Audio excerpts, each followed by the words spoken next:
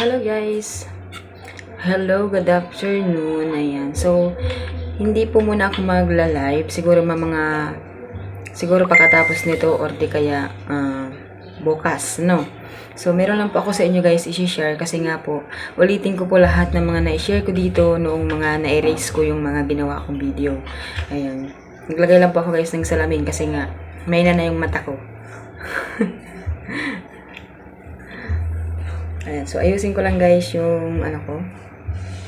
So yun nga po, 'di ba? Nawala po kasi yung mga ginawa kong video, yung ginawa kong kasi in-erase ko po yung lahat, nasa 600 na pong video yun. So na-erase ko siya, gawa nga po ng na-violation tayo. So akala ko wala nang pag-asa.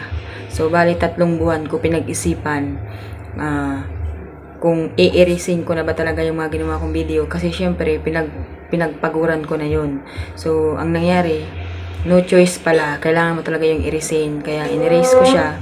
So sabi nila 7 days lang is babalik na yung sa normal yung dati mong Facebook. So naghintay ako ng 7 days guys. Hindi naman siya naayos hanggang sa dumating siya ng mga 6 na buwan. So, parang 6 na buwan ako ngayong halos 1 taon din. Kasi nga, nag-isip ako ng 3 buwan kung i-erasein ko yung video, di ba?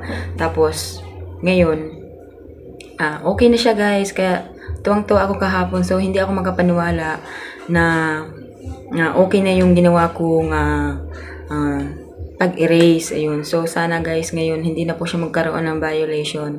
Sana po sa mga naka-follow sa akin, ayan, wag naman po kayong mag-react ng hindi po nakaasang ayon sa ginawa kong video. So, mas okay na po yung nag-like na lang kayo, or di kaya mag-heart, like, ganun. So, wag naman po yung angry or nakatawa. Kasi po, once na nakatawa, tapos hindi po valid dun sa ginawang video, is magkakaroon po siya ng violation. Kasi nga po, hindi naman nakakatawa tapos tumawa yung reaction mo. So, hindi po siya nakaano doon. So, dapat, kung halimbawa, kung sad, ganun po yun. Kung halimbawa, maganda yung na-share ko sa inyong video, so dapat react nyo ay heart. Ganun po kasi yun. So, hindi naman po masama yung mag-react ka ng naaayon, di ba? Kasi alam ko naman na mga followers ko kayo, siguro po yung mga ganun, yung mga wala lang pong magawa sa buhay, di ba? Nagkaroon ako ng mga violation na kung tutuusin guys, sariling video ko to, hindi ako nagnanakaw ng video, mukha ko yung nakikita ninyo dyan. Hindi pa ako nagnanakaw at sariling sikap ko po lagi ginagawa yung mga vlog ko na tinuturo sa inyo, di ba? At hindi ako nagtatago, no. Nagla-live ako, nakikita ninyo ako, nagsusumada ako, meron akong YouTube channel. So, ang YouTube channel ko guys, meron akong YouTube channel. Ayan.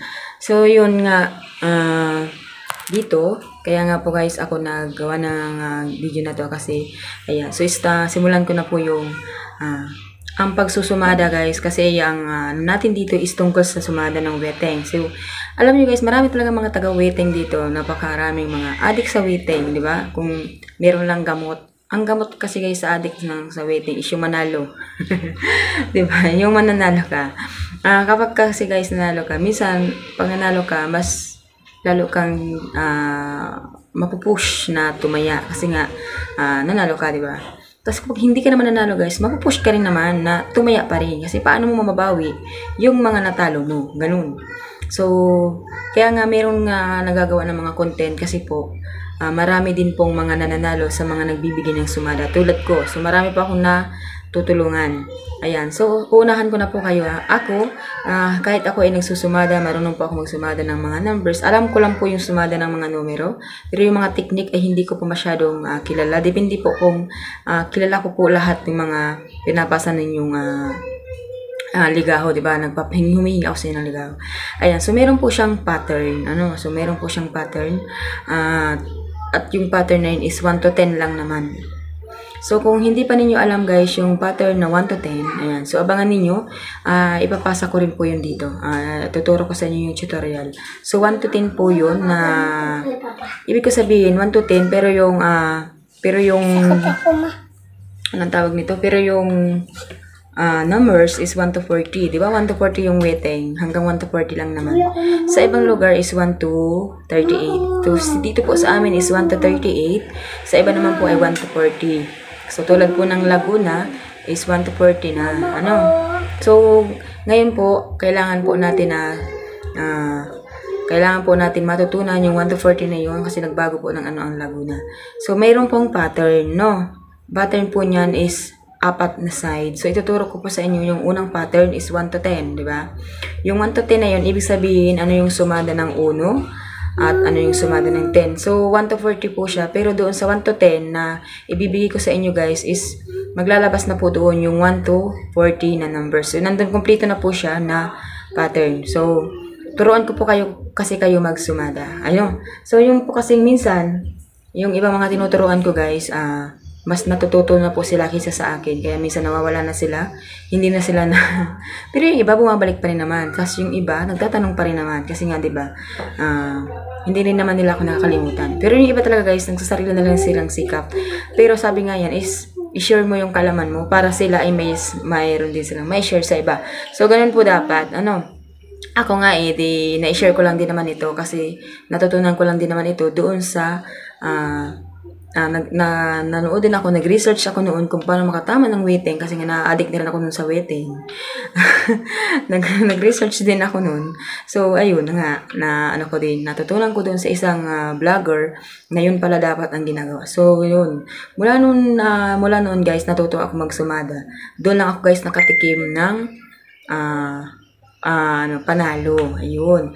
So, kaya nga po guys, kapag marunong ka magsumada, mas malaki yung chance na mabawi mo yung talo mo. Kasi pag hindi ka marunong, tsamba-tsamba ka lang, napapansin ninyo, kapag tsamba-tsamba ka lang, is umaabot ng 10 years na ata or mamamatay ka na lang, hindi ka pananalo. Totoo yun, hindi ba? Pero kapag meron kang idea or meron kang technique or marunong ka magsumada ng mga numero, ibig sabihin guys, marami kang chance na manalo, di ba? Hindi masabihin natin sa isang linggo ay lagi tayong manalo or isang buwan.